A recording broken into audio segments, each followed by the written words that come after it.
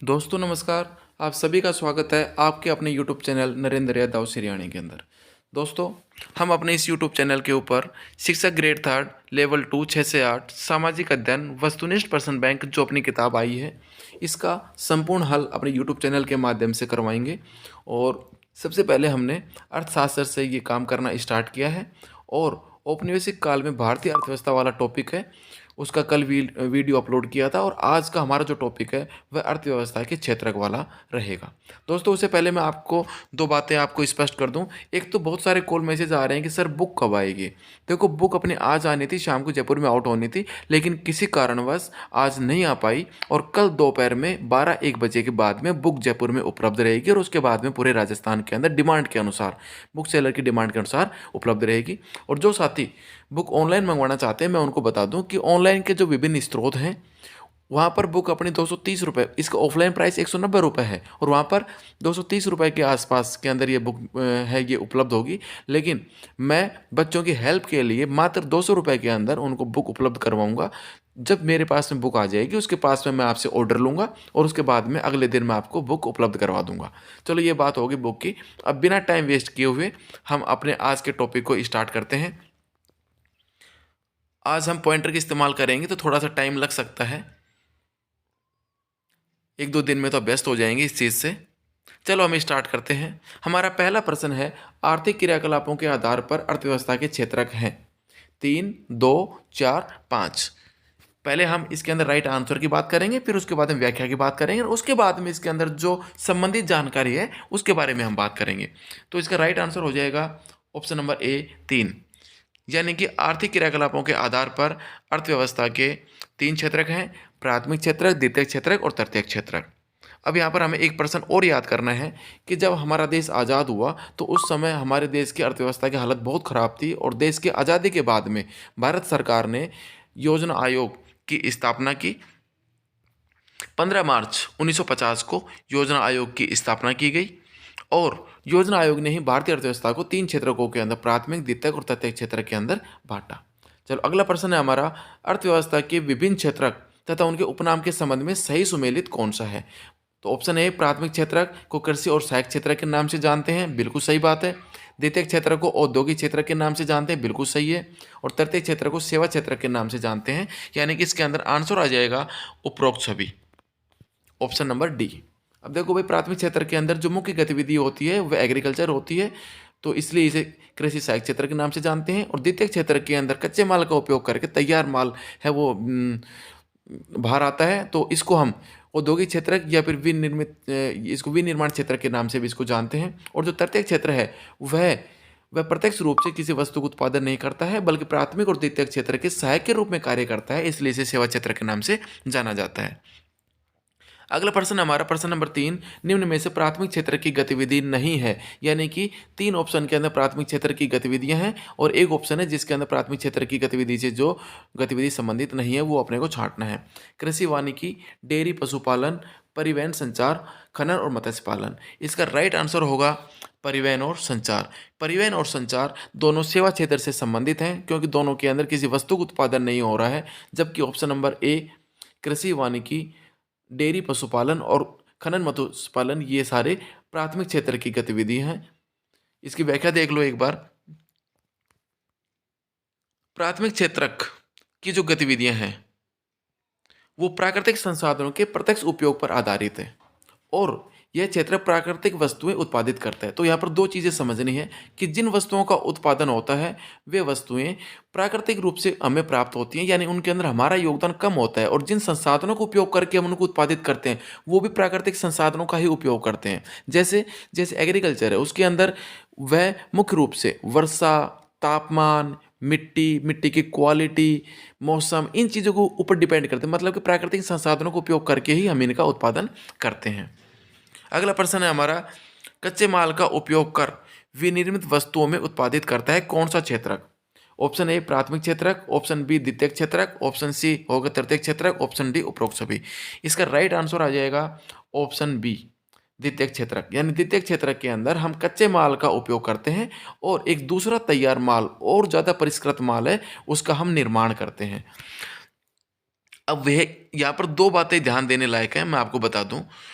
एक तो हमें अपने माइंड के अंदर ये चीज़ स्पष्ट करनी है कि कच्चे माल का उपयोग करके तैयार माल है वो केवल उद्योग धंधों में ही इसका कार्य नहीं होता है। हमारे घर के अंदर हस्तशिल्प जो उद्योग हैं वो भी द्वितीय क्षेत्र के अंदर शामिल होंगे, यानी कि ये जो विनिर्माण की जो पूरी प्रोसेस है कच्चे माल का इस्तेमाल करके, ये उद्योग धंधों में भी संपन्न हो सकती है और ये अपने घर के अंदर भी संपन्न हो सकती है। अब इसके अंदर एक प्रश्न और बनता है कि कच्चे माल के उपयोग के आधार पर उद्योग धंधे कितने प्रकार के होते हैं। तो देखो, जिस उद्योग धंधे को जिस क्षेत्र से कच्चा माल प्राप्त हो रहा है वह उद्योग धंधा उसी क्षेत्र पर आधारित है। जैसे कृषि आधारित उद्योग, मतलब इसको कच्चा माल कृषि क्षेत्र से प्राप्त हो रहा है। जैसे सूती कपड़ा उद्योग है, गुड़ खांडसारी उद्योग है ना, जिसको गन्ना और कपास से कृषि क्षेत्र से प्राप्त हो रहा है। ऐसे खनिज आधारित उद्योग है, जैसे भाई लौह इस्पात उद्योग है, उनको लोहा कहाँ से प्राप्त हो रहा है, खनन प्रक्रिया के माध्यम से हो रहा है। ऐसे वन आधारित उद्योग है, जैसे अपना इसमें कागज उद्योग आ जाएगा, पेड़ों की लुगदी के माध्यम से भाई उसके अंदर कागज बनाया जाता है। तो इस प्रकार से कच्चे माल के उपयोग के आधार पर उद्योग धंधों को चार भागों में हम बांट सकते हैं। अगला प्रश्न है हमारा, निम्न में से सेवा क्षेत्र में शामिल गतिविधि नहीं है। तो देखो, सेवा क्षेत्र में वो गतिविधि शामिल होती है जिसका उत्पादन में प्रत्यक्ष रूप से कोई योगदान नहीं होता, बल्कि जो प्राथमिक और द्वितीय क्षेत्र के सहायक के रूप में कार्य करती है। तो ऑप्शन ए परिवहन भंडारण व्यापार बिल्कुल सही है। शिक्षक धोबी नाई बिल्कुल सही है। ये कुछ प्रोफेशन है, कुछ व्यवसाय हैं जिनके अंदर वस्तुओं का उत्पादन नहीं होता बल्कि सेवा दी जाती है। जैसे शिक्षक, धोबी, नाई, वकील, डॉक्टर, ये सारे इसमें तृतीय क्षेत्र में शामिल रहेंगे। शिक्षा, स्वास्थ्य और बीमा भी। इसके अंदर राइट आंसर है वो अपना आ जाएगा ऑप्शन नंबर सी, खनन, विनिर्माण और पशुपालन। खनन और पशुपालन प्राथमिक क्षेत्र से संबंधित है, जबकि विनिर्माण है ये औद्योगिक क्षेत्र यानी कि द्वितीय क्षेत्र से संबंधित है। ठीक है भाई, आगे चलते हैं हम। प्रश्न नंबर 6, किसी देश के भीतर किसी विशेष वर्ष में सभी क्षेत्रों में उत्पादित खालिस्तान का मूल्य सकल घरेलू उत्पाद जीडीपी कहलाता है। यानी प्रश्न को समझो, प्रश्न में पूछना चाह रहा है कि सकल घरेलू मूल्य नहीं, सकल घरेलू उत्पाद यानी जीडीपी के अंदर क्या शामिल होता है। ऑप्शन ए सभी मध्यवर्ती एवं अंतिम वस्तुओं और सेवाओं का मूल्य, सभी अंतिम वस्तुओं और सेवाओं का मूल्य, सभी वस्तुओं और सेवाओं का मूल्य, और ऑप्शन डी है सभी मध्यवर्ती वस्तुओं और सेवाओं का मूल्य। इसका राइट आंसर हो जाएगा ऑप्शन नंबर बी, अंतिम वस्तुओं और सेवाओं का मूल्य। तो देखो, यहाँ पर याद रखने लायक जो चीज़ है वो ये है कि हम जीडीपी के अंदर अंतिम वस्तुओं और सेवाओं के मूल्यों को ही शामिल करते हैं। अंतिम वस्तुओं और सेवाओं के मूल्य को ही शामिल करते हैं, क्योंकि अगर इसके अंदर हम मध्यवर्ती वस्तुओं के अगर मूल्य को शामिल करेंगे या फिर सभी वस्तुओं के मूल्य को शामिल करेंगे तो इसके अंदर क्या होता है, दोहरी गणना की समस्या उत्पन्न हो जाती है इसके अंदर। तो इस वजह से हम इसके अंदर केवल अंतिम वस्तुओं और सेवाओं के मूल्य की ही गणना करते हैं। चलो आगे बढ़ते हैं हम। प्रश्न 7, आज़ादी के समय जीडीपी में सर्वाधिक योगदान था किस क्षेत्रक का। ऑप्शन ए प्राथमिक क्षेत्रक का, द्वितीय क्षेत्रक का, तृतीय क्षेत्रक का, या फिर उपरोक्त में से कोई नहीं। इसका राइट आंसर आ जाएगा प्राथमिक क्षेत्रक का। अब यहाँ पे हमें दो बातें याद रखने लायक है, एक तो किस क्षेत्र का योगदान है वो, और दूसरा सामान्यतः जब कोई विकासशील अर्थव्यवस्था होती है, जब उसका विकास आरंभ होता है तो उसके अंदर किस क्षेत्र का योगदान सर्वाधिक होता है। तो कोई भी जब विकासशील अर्थव्यवस्था होती है उसके अंदर सबसे पहले प्राथमिक क्षेत्र का योगदान ही सर्वाधिक होता है, क्योंकि वह अर्थव्यवस्था कृषि पशुपालन से स्टार्ट होती है। तो आज़ादी के समय भारतीय अर्थव्यवस्था के अंदर भी सर्वाधिक जो योगदान था वह जीडीपी के अंदर प्राथमिक क्षेत्र का था, उसके बाद में द्वितीय क्षेत्र का योगदान था, और उसके बाद में सेवा क्षेत्र का योगदान था। अब इसके साथ हम पहले 9वां प्रश्न और याद कर लेते हैं ताकि दोनों को तुलनात्मक रूप से हम अध्ययन कर लेंगे। वर्तमान में जीडीपी में सर्वाधिक योगदान किस क्षेत्र का है। तो वर्तमान के अंदर जीडीपी के अंदर सर्वाधिक योगदान है वो सेवा क्षेत्र तृतीय क्षेत्र का है, यानी इसके अंदर सी राइट आंसर आ जाएगा। अब हम दोनों के थोड़ा तुलनात्मक रूप से देखते हैं प्रश्न संख्या 7 और क्वेश्चन नंबर 9 को, यानी आज़ादी के समय जीडीपी में योगदान और वर्तमान में जीडीपी में योगदान। तो आज़ादी के समय जीडीपी के अंदर प्राथमिक क्षेत्र का योगदान सबसे ज़्यादा था, सबसे कम था सेवा क्षेत्र का, और जबकि वर्तमान के अंदर उल्टा हो गया, उल्टा कर दो, यानी जो तीसरे नंबर पर था वो उसको पहले नंबर पर ले आओ, पहले वाले को तीसरे पर ले जाओ, और दूसरा क्षेत्र यानी द्वितीय क्षेत्र है वो पहले भी दूसरे नंबर पर था उसका योगदान जीडीपी में, और आज भी जीडीपी के अंदर उसका योगदान दूसरे स्थान पर है। इसकी थोड़ी व्याख्या देख लेते हैं। वर्तमान के अंदर जीडीपी में सर्वाधिक योगदान तृतीय क्षेत्र का है, उसके बाद में द्वितीय क्षेत्र का और सबसे कम योगदान प्राथमिक क्षेत्र का है। यद्यपि विगत कुछ वर्षों में सभी क्षेत्रकों के उत्पादन में वृद्धि हुई है, लेकिन सबसे अधिक वृद्धि तृतीय क्षेत्र के उत्पादन में हुई है। यानी अगर प्राथमिक क्षेत्र का योगदान है वो कम हो गया अर्थव्यवस्था में, हम ये नहीं कह सकते कि प्राथमिक क्षेत्र में उत्पादन में कमी आई है। हालांकि उत्पादन में वृद्धि हुई है, लेकिन तुलनात्मक रूप से सेवा क्षेत्र के उत्पादन में ज़्यादा वृद्धि हुई है, इसलिए कुल जीडीपी के अंदर सेवा क्षेत्र का योगदान है वो ज़्यादा हो गया। चलो 8वां प्रश्न देखते हैं हम। निम्न में से कौन सी द्वितीय क्षेत्र से संबंधित गतिविधि नहीं है?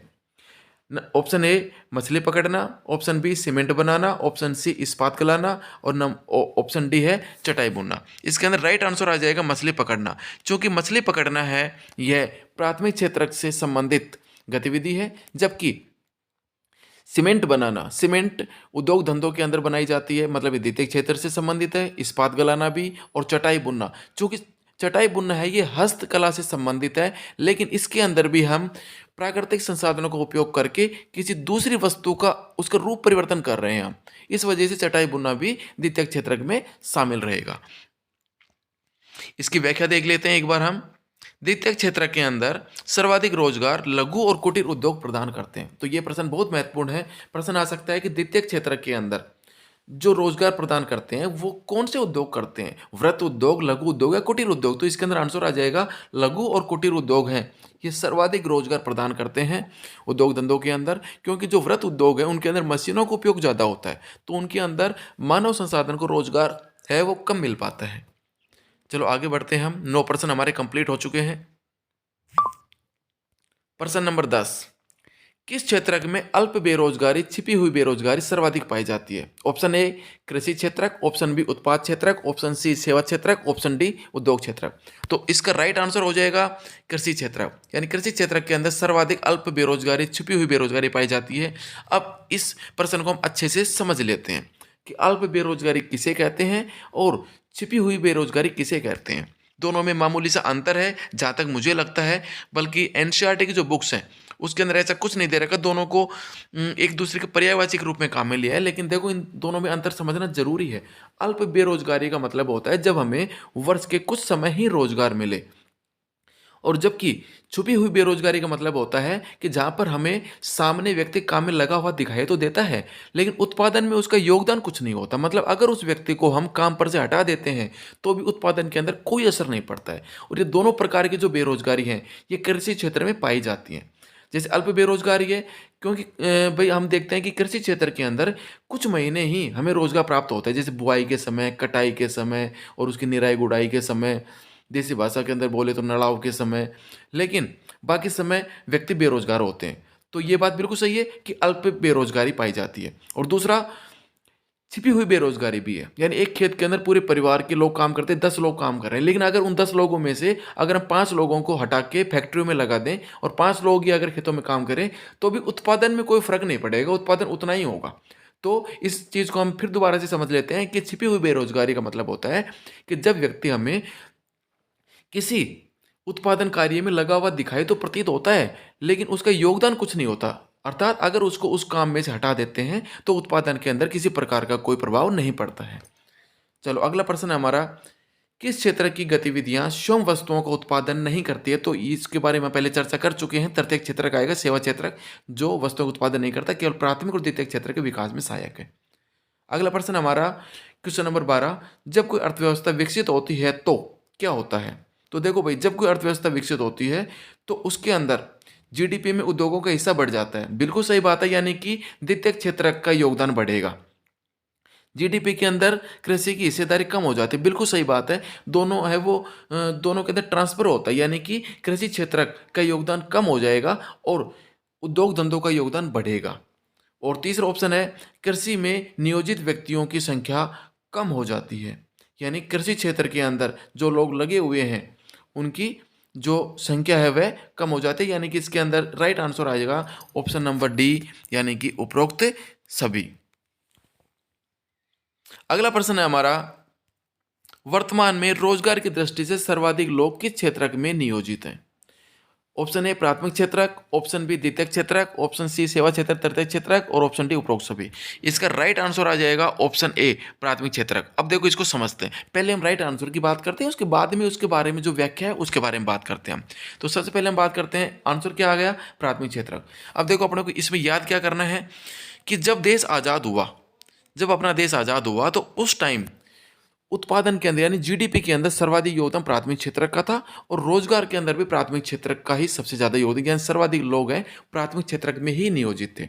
और वर्तमान की बात की जाए तो वर्तमान के अंदर जीडीपी के अंदर सर्वाधिक योगदान है वो तृतीय क्षेत्र का है, जबकि अगर रोजगार की दृष्टि से बात की जाए तो आज भी सर्वाधिक लोग हैं वो प्राथमिक क्षेत्र में ही नियोजित है, मुख्य रूप से एग्रीकल्चर के अंदर।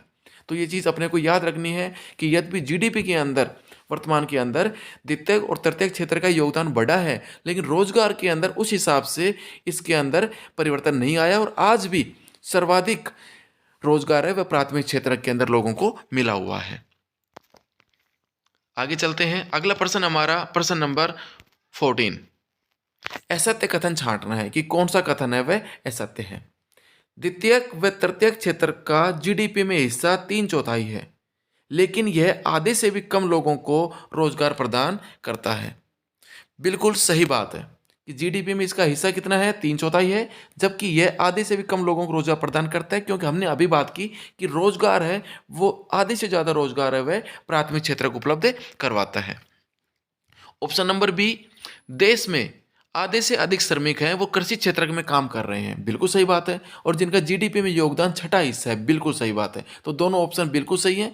ऑप्शन नंबर सी, कृषि क्षेत्र में लगे मजदूर अपनी क्षमता से अधिक उत्पादन कर रहे हैं। बिल्कुल नहीं कर रहे, ये ऑप्शन गलत है। असत्य कथन यही आएगा।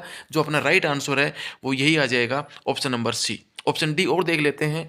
देश में उत्पादन में तीनों क्षेत्रकों की भागीदारी में परिवर्तन हुआ है, लेकिन रोजगार में ज़्यादा परिवर्तन नहीं हुआ है। बिल्कुल सही बात है कि देश उत्पादन के अंदर तो तीनों क्षेत्रों की भागीदारी में परिवर्तन हुआ है, यानी पहले प्राथमिक क्षेत्र का योगदान सबसे ज़्यादा था, अब द्वितीय और तृतीय का बढ़ा है, लेकिन रोजगार में कोई परिवर्तन नहीं हुआ। रोजगार पहले भी प्राथमिक क्षेत्र के ऊपर सबसे ज़्यादा भार था, सबसे ज़्यादा लोग हैं वो प्राथमिक क्षेत्र में नियोजित थे और आज भी प्राथमिक क्षेत्र के अंदर ही लोग सबसे ज़्यादा लगे हुए हैं। तो तीनों ए, बी और डी बिल्कुल सही है। तो इसके अंदर असत्य कथन कौन सा आ जाएगा, सी आ जाएगा। अगला प्रश्न है प्रश्न नंबर 15। लोगों के लिए अतिरिक्त रोजगार का सृजन किया जा सकता है। कैसे किया जा सकता है, ये एनसीईआरटी के अंदर से ये फैक्ट मैंने उठाया है। लोगों के लिए अतिरिक्त रोजगार यानी कि बेरोजगारी के दौर के अंदर क्या एक्टिविटी करके हम किस माध्यम से हम अतिरिक्त रोजगार का सृजन कर सकते हैं लोगों के लिए। ऑप्शन नंबर ए, किसानों को सस्ती दरों पर ऋण उपलब्ध करवाकर। बिल्कुल सही बात है। अगर देखो भाई इन चीज़ों को समझो आसानी से, एनसीईआरटी से पेपर बना तो ये बहुत महत्वपूर्ण प्रश्न बनेंगे आपके लिए।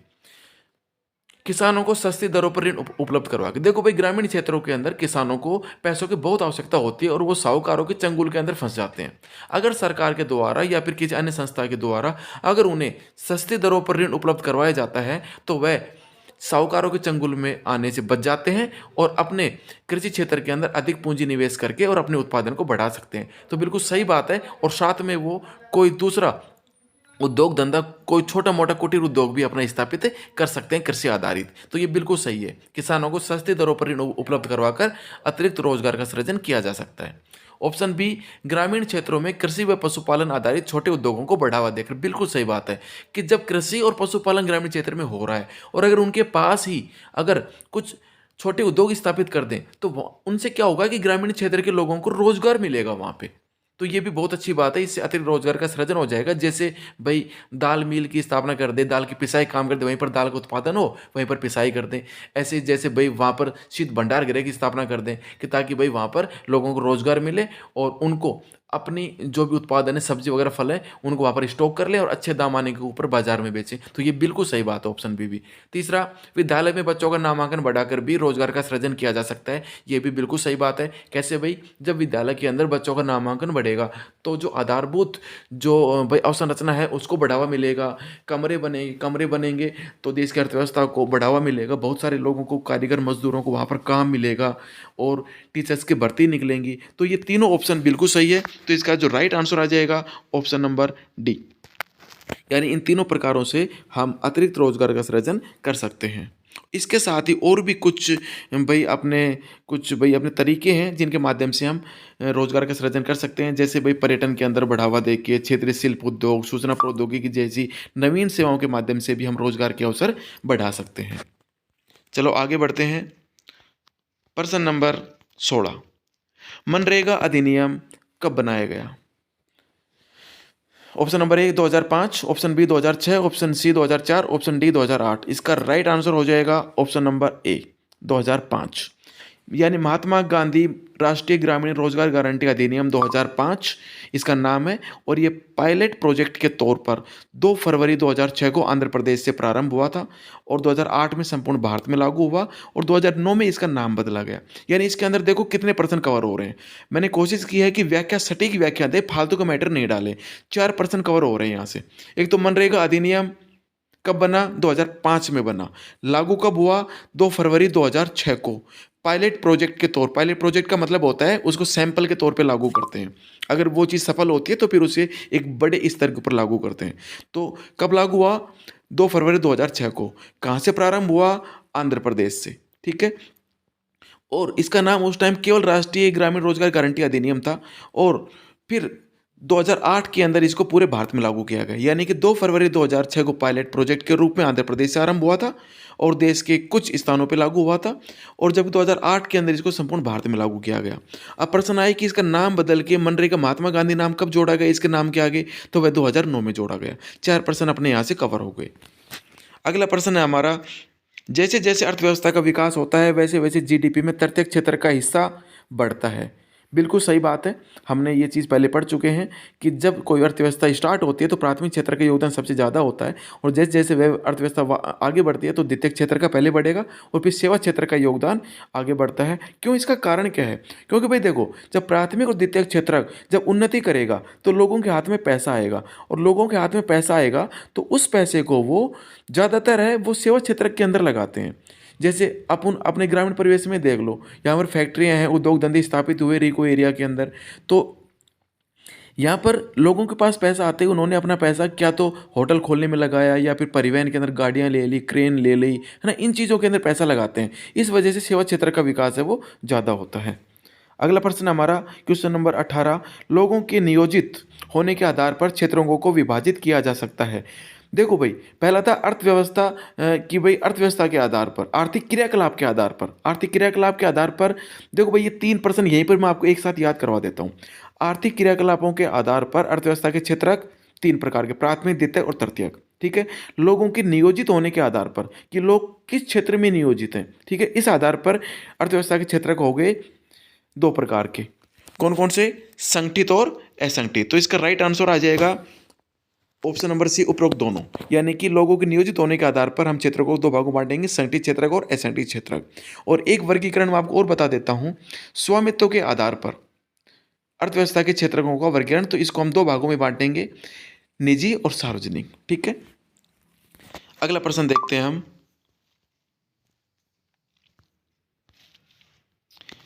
ये प्रश्न डबल पेज में गया, चलो कोई बात नहीं, प्रश्न देख लेते पहले हम। निम्न में से कौन सी संगठित क्षेत्र की विशेषता नहीं है? देखो मैं आपको एक छोटा सा एग्जांपल दे देता हूं ताकि अपने को सोचने समझने में आसानी रहेगी। संगठित और असंगठित क्षेत्र की जब हम विशेषता याद करें तो हमको रट्टे नहीं मारने, हमको चीज़ों को समझना है। एक 2 टाइप की इमेज अपने माइंड में लेकर आना है। मैं आपको बता देता हूँ अभी। संगठित क्षेत्र की जब हम बात करें तो हमारे माइंड के अंदर एक टीचर की भूमिका होनी चाहिए। एक टीचर को अपन सामने रखें कि संगठित क्षेत्र का उदाहरण है एक टीचर की जॉब। ठीक है। फिर उसकी विशेषताओं के बारे में अपने आप हमारे दिमाग में आ जाएगा। और जब हम असंगठित क्षेत्र की विशेषताओं के बारे में याद करें तो असंगठित क्षेत्र के उदाहरण के तौर पे हम एक परचून की दुकान पे काम करने वाले मजदूर को रख सकते हैं। ठीक है। फिर हम इनकी विशेषताओं को सोचेंगे तो अपने आप हमें सोचने की आवश्यकता नहीं पड़ेगी, अपने आप हमें याद हो जाएगा। तो प्रश्न देखते हैं हम, निम्न में से कौन सी संगठित क्षेत्र की विशेषता नहीं है? यानी कि 3 विशेषताएं हैं संगठित क्षेत्र की और एक विशेषता नहीं है। कर्मचारियों को रोजगार सुरक्षा के लाभ नहीं मिलते हैं इसमें संगठित क्षेत्र के अंदर। बिल्कुल गलत बात है, पहला ऑप्शन ही गलत है। पहले हम इसके राइट रॉन्ग पे हम बात कर लेते हैं। तो इसका जो राइट आंसर होगा वो होगा अपना, एक सेकेंड, ऑप्शन नंबर ए। अब मैं इसकी आपको थोड़ी विशेषता बता देता हूँ। फिर अपने समझ में अच्छे से आ जाएगा ये कि कौन सी संगठित क्षेत्र की विशेषता नहीं है। पहले हम जो विशेषता है उनके ऊपर बात कर लेते हैं। देखो भाई, संगठित क्षेत्र हैं वो सरकार द्वारा पंजीकृत होते हैं, ज़्यादातर उसके अंदर सरकारी नौकरियां होती हैं और लिमिटेड कंपनियां होती हैं। तो देखो, मैंने आपको बताया कि टीचर की जॉब को याद करना है, यानी इसके अंदर रोजगार की अवधि नियमित होती है। रोजगार की अवधि का नियमित का मतलब ये होता है कि रोजगार की अवधि यानी कि नियमित टाइम तक रोजगार मिलता है, जैसे अपनी 60 साल तक की जॉब है। ठीक है। उसके बाद में इसमें सुनिश्चित काम और कार्य की समयावधि निश्चित होती है, यानी काम सुनिश्चित होता है। ऐसा नहीं कि भाई आदमी को लगा लिया जो मन में है वो काम करवाए, नहीं। जिस काम के लिए आदमी को जॉब मिलती है उसे वही काम करना पड़ता है। और कार्य की समयावधि निश्चित होती है, जैसे स्कूल में 6 घंटे की जॉब है। ठीक है, 6 घंटे की, ऐसा नहीं कि भाई 8 घंटे करवा ली, 10 घंटे करवा ली। और ऑप्शन नंबर सी, इनमें सरकारी नियमों विनियमों का पालन किया जाता है। जो सरकार पहले पूरे रूल बना देती है उस हिसाब से इसके अंदर काम करना पड़ता है। तो ये अपने संगठित क्षेत्र की विशेषताएं होगी। ए ऑप्शन गलत आएगा कि कर्मचारियों को रोजगार सुरक्षा के लाभ नहीं मिलते। ये ऑप्शन गलत है, क्योंकि संगठित क्षेत्र के अंदर कर्मचारियों को रोजगार सुरक्षा के लाभ मिलते हैं। रोजगार सुरक्षा के लाभ से क्या मतलब है कि इसके अंदर से अपने को सवेतन छुट्टी मिलती है, मतलब कि अपने को अवकाश मिलता है, उस दिन का पैसा भी नहीं कटता है। अवकाश काल के अंदर पैसों का भुगतान होता है, सेवानुदान होता है, और इसके अंदर हमें डॉक्टरी सुविधा का फायदा भी मिलता है, जैसे आरजीएसएस के अंदर लाभ मिल रहा है। इसके अंदर भविष्य निधि है, उसके अंदर भी पैसे कटते हैं, ताकि भाई अपने भाई मालूम निकट भविष्य के अंदर अपनी पेंशन वगैरह है वो बन जाती है। अच्छा वातावरण मिलता है, सुरक्षित कार्य पर्यावरण मिलता है। तो ये सारी जो विशेषताएं हैं ये संगठित क्षेत्र की, यानी कि अपने कोई टीचर की जो की इमेज अपने माइंड के अंदर बनानी है, उदाहरण के लिए। अगला हमारा प्रश्न है, निम्न में से कौन सी असंगठित क्षेत्र की विशेषता नहीं है, यानी कि 3 विशेषताएं असंगठित क्षेत्र की हैं। तो देखो, इसका जो राइट आंसर है वो आ जाएगा बी, इस क्षेत्र में कोई नियम विनियम नहीं होते हैं। ये इसकी विशेषता नहीं है, मतलब कि इसके अंदर नियम विनियम होते हैं। अब इसकी हम विशेषता पढ़ लेते, फिर आप अपने आप आंसर दे पाओगे। ऑप्शन नंबर ए, इसके अंदर कम वेतन मिलता है। तो देखो, मैंने आपको बताया था इमेज किसकी बनानी है, परचून की दुकान पे काम करने वाले मजदूर की। इसके अंदर कम वेतन मिलता है, रोजगार अनियमित होता है, मतलब जब मन में आया तब उसको उसके काम से हटा सकते हैं, असुरक्षित होता है। ठीक है। और ऑप्शन सी देखो, अब इसमें इकाइयां छोटी व अधिकांशतः सरकारी नियंत्रण से बाहर होती हैं। और ऑप्शन डी, इसमें अतिरिक्त समय में काम करने, सवेतन अवकाश, बीमारी के कारण छुट्टी आदि का कोई प्रावधान नहीं होता, यानी संगठित क्षेत्र की विशेषताओं से उल्टी इसकी विशेषताएं हैं। और इसके अंदर जो राइट आंसर होगा वो होगा बी, कि इस क्षेत्र में कोई नियम विनियम नहीं होते हैं। देखो, ये बात गलत है, क्योंकि ये बात यहाँ पर बिल्कुल अपने दिमाग के अंदर बैठा लो कि असंगठित क्षेत्रक हैं, वहाँ पर भी नियम विनियम होते हैं, लेकिन उनका पालन नहीं होता है अच्छे से। ठीक है। ऐसा नहीं कि उनके अंदर नियम नहीं होते, सरकार नियम बनाती है असंगठित क्षेत्रकों के लिए भी, कि भाई इतने घंटे काम करेंगे, उनके लिए ये सुविधाएं, लेकिन उनका पालन, अच्छी देख रेख मॉनिटरिंग के अभाव में उनका पालन नहीं होता है। अगला प्रश्न है 21%, ग्रामीण क्षेत्रों में असंगठित क्षेत्र में शामिल नहीं है, यानी ग्रामीण क्षेत्रों के अंदर असंगठित क्षेत्र। अब देखो, दो अलग अलग चीज़ें याद करने अपने को, कि ग्रामीण क्षेत्रों के अंदर असंगठित क्षेत्र में कौन शामिल है और शहरी क्षेत्र के अंदर कौन शामिल है। तो ग्रामीण क्षेत्र के अंदर बुनकर, बढ़ई, जमींदार, फसल बटाईदार, छोटे किसान, भूमिहीन, कृषि श्रमिक। इसका राइट आंसर आ जाएगा ऑप्शन नंबर बी, जमींदार। जमींदार है वो असंगठित क्षेत्र में शामिल नहीं माना जाएगा, क्योंकि उनकी खुद की ज़मीन होती है, पैसे वाले आदमी होते हैं, तो वो असंगठित क्षेत्र में नहीं आएंगे। बाकी बुनकर, बढ़ई, फसल बटाईदार, छोटे किसान हुए, या फिर भूमिहीन कृषि श्रमिक हुए, ये सारे असंगठित क्षेत्र में आएंगे, क्योंकि ये सभी किसी न किसी रूप में जमींदार के यहाँ या फिर अपने आसपास अनियमित मजदूरी, अनियमित श्रम के अंदर नियोजित होते हैं। अगला प्रश्न है हमारा, शहरी क्षेत्रकों के अंदर असंगठित क्षेत्र में शामिल नहीं है। तो इसके अंदर राइट आंसर आ जाएगा हमारा, एक सेकेंड, हमारा राइट आंसर आ जाएगा इसके अंदर लिमिटेड कंपनी में काम करने वाला व्यक्ति, क्योंकि लिमिटेड कंपनी में काम करने वाला व्यक्ति संगठित क्षेत्र में शामिल होता है, क्योंकि लिमिटेड कंपनी के अंदर सारे नियम विनियम होते हैं, उनका पालन होता है, भविष्य निधि भी मिलती है, अवकाश भी मिलता है, काम की अवधि निश्चित होती है, काम सुनिश्चित होता है, अच्छे पर्यावरण में होता है। तो यह शहरी क्षेत्र के अंदर असंगठित क्षेत्र में शामिल नहीं होगा, बल्कि यह संगठित क्षेत्र का उदाहरण है।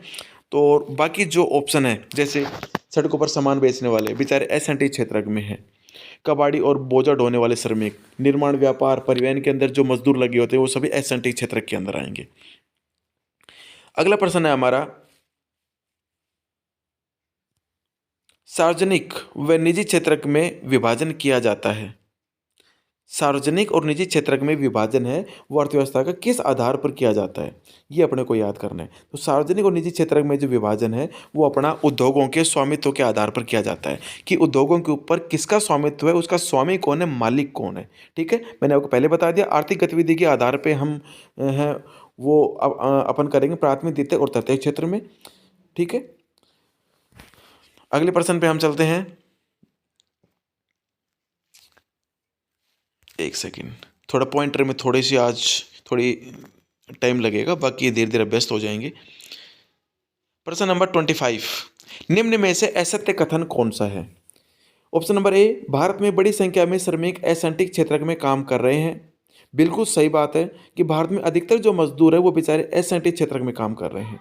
ऑप्शन नंबर, एक बार सी देखो पहले, देश के आधे से अधिक श्रमिक प्राथमिक क्षेत्र में कार्यरत है। ये भी बिल्कुल सही बात है, हमने इसके ऊपर चर्चा पहले कर ली।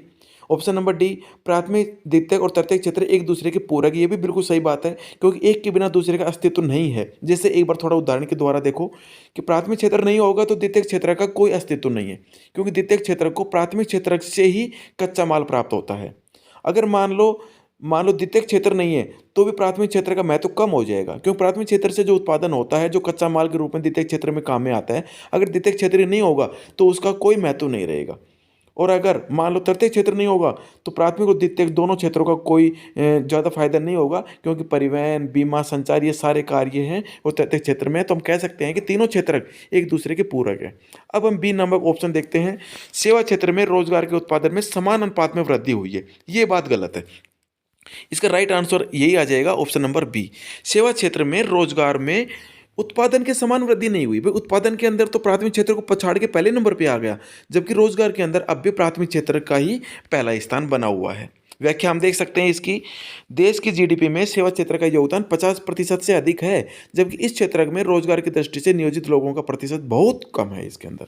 ठीक है, अगला प्रश्न हमारा 26, संगठित क्षेत्र के श्रमिकों का संरक्षण किया जा सकता है, यानी किस प्रकार से, हम किन कार्यों के माध्यम से संगठित। इसमें देखो भाई ऑप्शन थोड़ा चेंज कर लो, बुक में तो मैंने चेंज करवा दिया, इसमें आप चेंज कर लो। संगठित की जगह यहाँ पर असंगठित आएगा, चेंज कर लेना आप। असंगठित क्षेत्र में श्रमिकों का संरक्षण किस प्रकार से किया जा सकता है, क्या कार्य करके हम क्या कदम उठा सकते हैं असंगठित क्षेत्र में श्रमिकों के संरक्षण के लिए। ऑप्शन ए, नियमों विनियमों का कठोरता से पालन करके। ऑप्शन बी, लघु व कुटीर उद्योगों को हम उनको संरक्षण प्रदान करके। ऑप्शन सी, ग्रामीण क्षेत्रों में सुविधाओं का विस्तार करके। ऑप्शन डी, उपरोक्त सभी। इसका राइट आंसर आ जाएगा ऑप्शन नंबर डी, उपरोक्त सभी। अब इसको थोड़ा सा हम समझ लेते हैं। देखो भाई, नियमों विनियमों का कठोरता से पालन करें, बिल्कुल सही बात है। असंगठित क्षेत्र में नियम विनियम तो बने होते हैं, अगर हम उनका कठोरता से पालन करें तो श्रमिकों का संरक्षण कर सकते हैं, बिल्कुल सही बात है। उसके बाद दूसरा ऑप्शन देखते हैं हम, लघु व कुटीर उद्योगों को संरक्षण प्रदान करके। देखो भाई, लघु और कुटीर उद्योग हैं, ये ग्रामीण परिवेश के अंदर लागू होते हैं। अगर हम इनको संरक्षण दें तो ग्रामीण क्षेत्र के जो अपने इसके अंदर ज़्यादातर है वो ग्रामीण क्षेत्र के अपने श्रमिक लगे होते हैं, और अगर इनको हम संरक्षण देंगे तो ज़्यादा से ज़्यादा लोगों को रोजगार मिलेगा और उनको अच्छी सुविधाएं मिलेंगी। ऑप्शन सी है, ग्रामीण क्षेत्रों में सुविधाओं का विस्तार करके भी हम असंगठित क्षेत्र के श्रमिकों का संरक्षण कर सकते हैं। अगले प्रश्न पे हम चलते हैं। प्रश्न नंबर 27, किस वर्ष प्राथमिक क्षेत्र को प्रतिस्थापित करते हुए तृतीयक क्षेत्र सबसे महत्वपूर्ण क्षेत्र के रूप में उभरा। बहुत महत्वपूर्ण प्रश्न है, इसके अंदर आंसर आ जाएगा ऑप्शन नंबर सी, 2013-14। यानी 2013-14 के अंदर एकदम से सेवा क्षेत्र में तेजी से वृद्धि हुई और प्राथमिक क्षेत्र को प्रतिस्थापित करते हुए यह अर्थव्यवस्था के अंदर यानी जीडीपी के अंदर पहले क्षेत्र के ऊपर काबिज हो गया। कौन सा क्षेत्र? सेवा क्षेत्र। अगला प्रश्न है हमारा, कृषि क्षेत्र की समस्याएं और उनसे संभावित उपाय। ये बहुत महत्वपूर्ण प्रश्न है, इसको अच्छे से देखना। अभी हमारे कुछ प्रश्न और आगे, पहले इस प्रश्न को हम अच्छे से देखते हैं। प्रश्न नंबर 28, अच्छे से समझने की कोशिश करना, एनसीईआरटी बेस ये अपना प्रश्न है। कृषि क्षेत्र की समस्याएं व उनके संभावित उपाय के संबंध में असुमेलित है। यानी इस प्रश्न के अंदर कृषि क्षेत्र की कुछ समस्याएं दे रखी हैं और उनके उपाय दे रखे हैं कि इस समस्या का उपाय इस प्रकार से किया जा सकता है। तो कौन सा असुमेलित है, कौन सा सही सुमेलित नहीं है? तो देखो, यानी 3 सही सुमेलित हैं, 3 समस्याएं और उनके उपाय सुमेलित है और 1 असुमेलित है। ऑप्शन ए देखते हैं, कर्ज भार, कम ब्याज पर साख उपलब्ध कराना। यानी ग्रामीण क्षेत्रों के अंदर लोगों के ऊपर कर्जा होता है, बहुत सारा उनके ऊपर कर्ज भार होता है, तो उसको ये उनकी समस्या हो गई। इनका संभावित उपाय क्या है? कम ब्याज पर साख उपलब्ध करवाना, या यदि सरकार, बैंक, सहकारी समितियों के माध्यम से अगर किसानों को कम ब्याज दर के ऊपर अगर हम ऋण उपलब्ध करवाते हैं तो उनकी कर्ज की जो समस्या होती है उससे निजात पाई जा सकती है। ऑप्शन बी, असिंचित भूमि। ये ग्रामीण क्षेत्रों के अंदर समस्या है कृषि क्षेत्र के अंदर कि जो अधिकतर जो भूमि होती है उसके ऊपर सिंचाई की सुविधा उपलब्ध नहीं होती।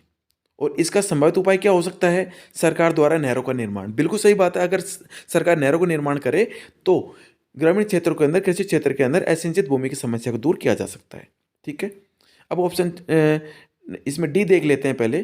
कटाई के तुरंत पश्चात स्थानीय व्यापारियों को अनाज बेचने की व्यवस्था। ग्रामीण क्षेत्र में क्या होता है कि कटाई के बाद में जो अपने व्यापारी आते हैं, इनको उसी समय इनको अनाज बेचना पड़ता है।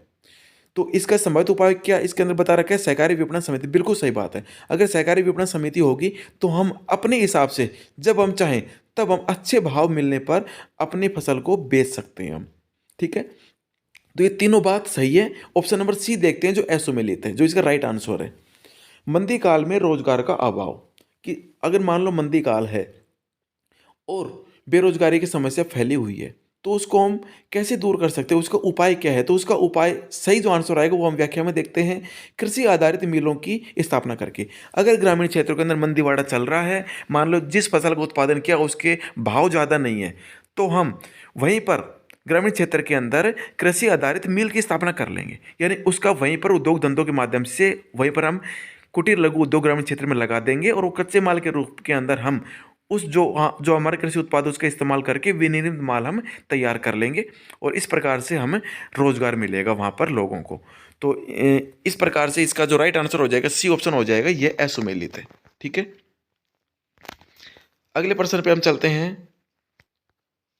प्रश्न नंबर 29, निम्न में से विषम को पहचानिए कि कौन सा विषम है? सुनार, नाई, दर्जी, पर्यटन निर्देशक। इसके अंदर जो राइट आंसर हो जाएगा वो अपना हो जाएगा सुनार। अब कैसे है वो देखो, ये क्षेत्र के आधार पे है, अपने को थोड़ा माइंड लगाना पड़ेगा कि किस आधार पे अपने को बांटना है। ये देखो भाई, नाई, दर्जी और पर्यटन निर्देशक ये तीनों सेवा क्षेत्र से संबंधित है। नाई है किसी वस्तु को तो उत्पादन नहीं कर रहा, हम बाल कटवाने जाते हैं, हमारी सेवा करता है, बाल काटता है और उसका हमें पे करना पड़ता है। दर्जी है वो हमें कुछ हमें कुछ सामान बेचता थोड़ी है, कपड़ा हम लेके जाते हैं वो कपड़ा बना के और वो हमें सिलाई करके देता है, यानी सेवा कर रहा है। दर्जी भी सेवा क्षेत्र में और पर्यटन निर्देशक भी सेवा क्षेत्र में। लेकिन जो सुनार है वह द्वितीय क्षेत्र में शामिल है। क्यों? क्योंकि सुनार है वह सोने का, जो सोना खानों से निकाला जाता है उस सोने से वो आभूषण बनाता है सोने के, यानी वो रूप परिवर्तन कर रहा है कच्चे माल का। ठीक है, यानी खनन आधारित उद्योग है, सुनार का काम है, इसलिए ये द्वितीय क्षेत्र में आएगा। अगला प्रश्न हमारा, निम्न में से विषम को पहचानिए। शिक्षक, पोस्टमैन, फल विक्रेता, वकील। इसका राइट आंसर आ जाएगा ऑप्शन नंबर सी, फल विक्रेता। कैसे आएगा? क्योंकि फल विक्रेता है वो असंगठित क्षेत्र में कार्य करता है, जबकि शिक्षक, पोस्टमैन, वकील ये सारे संगठित क्षेत्र में कार्य करते हैं। सबकी नौकरी है वो बिल्कुल नियमित है, वेतन नियमित है, रोजगार सुरक्षा है, यानी संगठित क्षेत्र की जो विशेषताएं हैं वो शिक्षक, पोस्टमैन, वकील तीनों जॉब के अंदर वो चीज़ लागू होती है, जबकि फल विक्रेता है वो असंगठित क्षेत्र में कार्य करता है। अगला प्रश्न है हमारा, निम्न में से असुमेलित है, यानी कि तीन ऑप्शन सुमेलित है और एक असुमेलित है। चलो देखते हैं कौन सा सुमेलित है कौन सा असुमेलित है।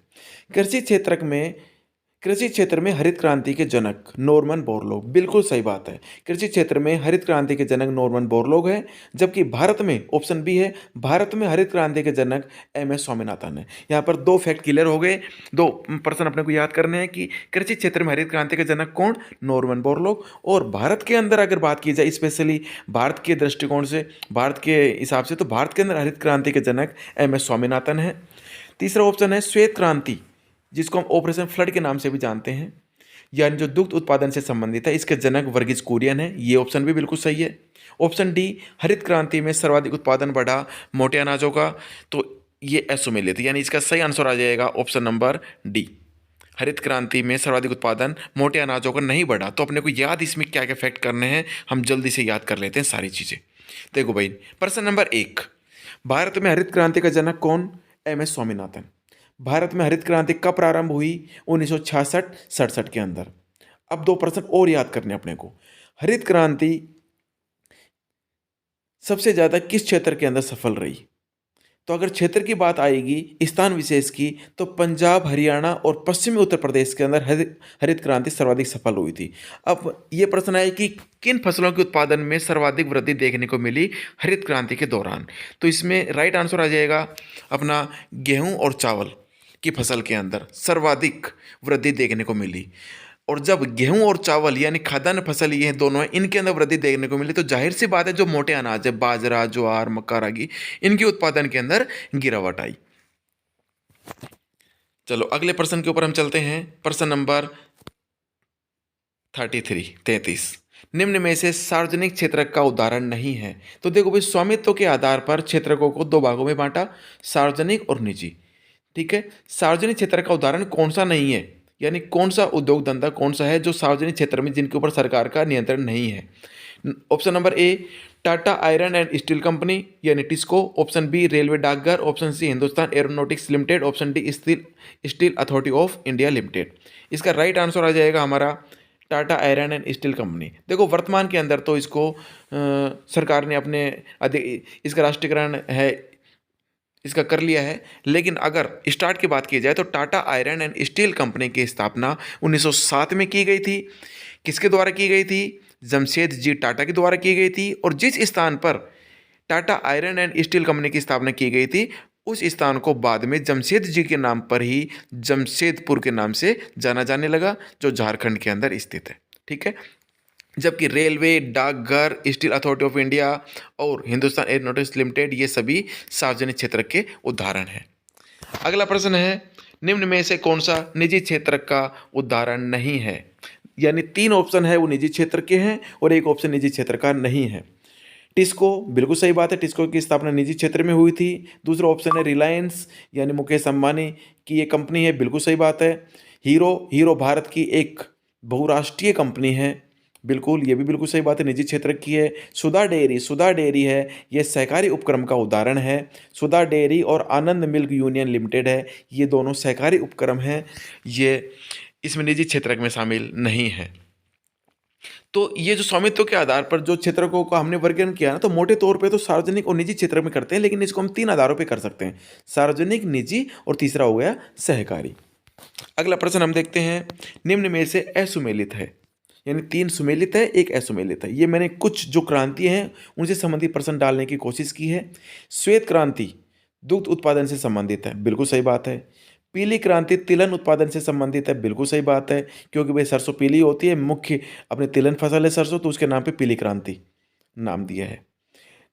नीली क्रांति इसमें दे रखा है पेट्रोलियम, जो ऑप्शन गलत है, क्योंकि नीली क्रांति है वो मछली उत्पादन से संबंधित है और हरित क्रांति कृषि से संबंधित है। तो इसके अंदर जो राइट आंसर आ जाएगा वो आ जाएगा ऑप्शन नंबर सी, नीली क्रांति पेट्रोलियम। ये गलत है, क्योंकि अपना राइट आंसर ये जो नीली क्रांति है ये मत्स्य उत्पादन से संबंधित है। और कुछ क्रांति हम और याद कर सकते हैं, जैसे काली क्रांति है पेट्रोलियम उत्पादन से संबंधित है। क्यों? क्योंकि जमीन के नीचे से खनन प्रक्रिया द्वारा जो काला गाढ़ा पदार्थ निकाला जाता है उसे पेट्रोलियम के नाम से जानते हैं, बहुत ही बहुमूल्य है, इसलिए इसे काली क्रांति के नाम से जानते हैं। दूसरी क्रांति उर्वरक उत्पादन से संबंधित है, और जबकि गोल क्रांति आलू उत्पादन से संबंधित है, और रजत क्रांति अंडा उत्पादन से संबंधित है। आगे चलते हैं हम प्रश्न नंबर 36। हमें हरित क्रांति के प्रभाव का आकलन करना चाहिए, यानी हम किस आधार पर आकलन कर सकते हैं कि हरित क्रांति के बाद में कुछ अच्छे प्रभाव सामने आए या नहीं आए, यानी हरित क्रांति का असर हुआ या नहीं हुआ, किस आधार पर कर सकते हैं, वो ऑप्शन अपने को यहाँ पर छांटना है। व्यापारिक फसलों के अधिक उत्पादन द्वारा, खाद्यान्न फसलों के अधिक उत्पादन द्वारा, कृषि क्षेत्र में संरचनात्मक परिवर्तन द्वारा और कृषि उत्पाद के उच्च मूल्यों द्वारा। तो इसका राइट आंसर आ जाएगा कृषि क्षेत्र में संरचनात्मक परिवर्तन द्वारा। देखो इसको समझते हैं थोड़ा सा। कृषि क्षेत्र में संरचनात्मक परिवर्तन का मतलब होता है आधारभूत परिवर्तन। आधारभूत परिवर्तन का मतलब है सिंचाई के साधनों में परिवर्तन, उन्नत किस्म के खाद बीज में परिवर्तन, ठीक है, स्प्रे वगैरह करते हैं, कीटनाशकों से संबंधित जो परिवर्तन है, और जो हम फसल कटाई और फसल बुआई के समय जिन मशीनों का इस्तेमाल करते हैं उनसे संबंधित परिवर्तन। अगर इन सब सारी चीज़ों में परिवर्तन आ रहा है, इसका मतलब हरित क्रांति का प्रभाव पड़ा है। यानी कृषि क्षेत्र में संरचनात्मक परिवर्तन के माध्यम से हम हरित क्रांति के प्रभाव का आकलन कर सकते हैं। जबकि व्यापारिक फसलों का अधिक उत्पादन हो तो इससे हम हरित क्रांति का इनका जो इफेक्ट है उसका आकलन नहीं कर सके, यानी इसके अंदर राइट आंसर है वो सी हो जाएगा। ऑप्शन नंबर इसके अंदर अब है प्रश्न नंबर 37। कृषि क्षेत्र में न्यूनतम समर्थन मूल्य की सिफारिश किसके द्वारा की जाती है? तो इसके अंदर राइट आंसर हो जाएगा ऑप्शन नंबर सी, कृषि लागत और मूल्य आयोग द्वारा। ऑप्शन सी इसका राइट आंसर हो जाएगा। अब इसके अंदर अपने को दो प्रश्न याद करने हैं। देखो, एक तो कृषि मूल्य आयोग की स्थापना 1965 में हुई थी। प्रश्न आता है कृषि मूल्य आयोग की स्थापना। देखो, पहला प्रश्न यही आता है कि न्यूनतम समर्थन मूल्य की सिफारिश कौन करता है कृषि क्षेत्र में? तो कौन करता है? कृषि लागत और मूल्य आयोग, CACP। अब प्रश्न, अगला प्रश्न बनता है कृषि मूल्य आयोग की स्थापना कब की गई? 1965 के अंदर। अगला प्रश्न बनता है कृषि मूल्य आयोग का नाम बदलकर कृषि लागत और मूल्य आयोग कब किया गया? 1985 के अंदर। तीन प्रश्न बन गए। अब न्यूनतम समर्थन मूल्य से संबंधित एक दो प्रश्न, एक दो फैक्ट और याद कर लो कि न्यूनतम समर्थन मूल्य है वह कब जारी किया जाता है, कब घोषित किया जाता है? तो न्यूनतम समर्थन मूल्य हमेशा उस मौसम की फसल से की बुआई से पहले किया जाता है। जैसे मान लो खरीफ की बात है, तो खरीफ के मौसम की जब बुआई होगी उससे पहले सरकार न्यूनतम समर्थन मूल्य की घोषणा करेगी, क्योंकि न्यूनतम समर्थन मूल्य एक प्रकार की सरकार द्वारा दी गई गारंटी है किसानों को कि अगर आपका बाजार मूल्य कम हुआ तो इतने मूल्य के ऊपर आपकी उपज को हम खरीद लेंगे। तो ये चीज़ पहले घोषित इसलिए की जाती है कि ताकि किसान है उसको पता चल जाए कि इस फसल का ये न्यूनतम समर्थन मूल्य रहेगा, तो उस हिसाब से ही वो अपनी सुविधा के अनुसार उसी फसल का उत्पादन कर सकता है। तो मेरे हिसाब से ये चीज़ क्लियर हो गई होगी। अगला प्रश्न है हमारा प्रश्न नंबर 38। निम्न में से कौन सा कोर सेक्टर में शामिल उद्योग नहीं है? सूती वस्त्र उद्योग, रिफाइनरी उत्पाद, इस्पात, कोयला, कच्चा तेल और बिजली, प्राकृतिक गैस, उर्वरक और सीमेंट। देखो, पहले हम समझ लेते हैं कि कोर सेक्टर का उद्योग क्या होता है। कोर सेक्टर का मतलब होता है आधारभूत उद्योग, यानी अर्थव्यवस्था के विकास में आधारभूत उद्योगों को कोर सेक्टर उद्योग कहा जाता है। यानी कि वो उद्योग जिनके ऊपर अन्य उद्योग निर्भर हों उन्हें हम कोर सेक्टर के उद्योग कहेंगे। इसके अंदर 8 उद्योग शामिल होते हैं और मुख्य रूप से इसके अंदर सर्वाधिक जो भार है वह होता है रिफाइनरी उत्पाद का। तो इसके अंदर राइट आंसर आ जाएगा सूती वस्त्र उद्योग, यानी कि सूती वस्त्र उद्योग है वह कोर सेक्टर में शामिल उद्योग नहीं है, क्योंकि सूती कपड़ा उद्योग है वह एक प्रकार का उपभोक्ता उद्योग है, क्योंकि सूती कपड़ा बाहर निकलेगा उसका हम उपभोग करेंगे। जबकि आधारभूत उद्योग वो उद्योग होता है जिसके ऊपर दूसरे उद्योग धंधे हैं वो निर्भर होते हैं। तो ये जो रिफाइनरी उत्पाद है ये कोर सेक्टर में शामिल है। क्यों? क्योंकि रिफाइनरी के माध्यम से पेट्रोल डीजल वगैरह है ये बिल्कुल शुद्ध होता है और इनका उपयोग हम बहुत सारी चीज़ों के अंदर ऊर्जा उत्पादन के अंदर ऊर्जा के रूप में हम करते हैं। इस्पात उद्योग है ये भी कोर सेक्टर का उद्योग है, क्योंकि इस्पात से बहुत सारी मशीनें बनाई जाती हैं जो बहुत सारे उद्योग धंधों के अंदर उत्पादन का कार्य करती हैं। ऐसे प्राकृतिक गैस, उर्वरक, सीमेंट, कोयला, बिजली ये सभी कोर सेक्टर के उद्योग हैं, इनके ऊपर दूसरे उद्योग धंधे निर्भर हैं। इस प्रकार से ये टोटल 8 उद्योग है जो आप याद कर सकते हो। प्रश्न आ सकता है कि निम्न में से कौन सा कोर सेक्टर में शामिल है या नहीं है। ठीक है, तो ये हमारा पूरा टॉपिक हो गया। थोड़ा लंबा वीडियो हो गया लेकिन पूरा इसके अंदर हमने कवर किया है। तो वीडियो आपको कैसा लगा कमेंट बॉक्स में ज़रूर बताएं, और कुछ इसके अंदर और ज़्यादा चेंज करने की कुछ आवश्यकता हो तो वो भी आप सुझाव दो।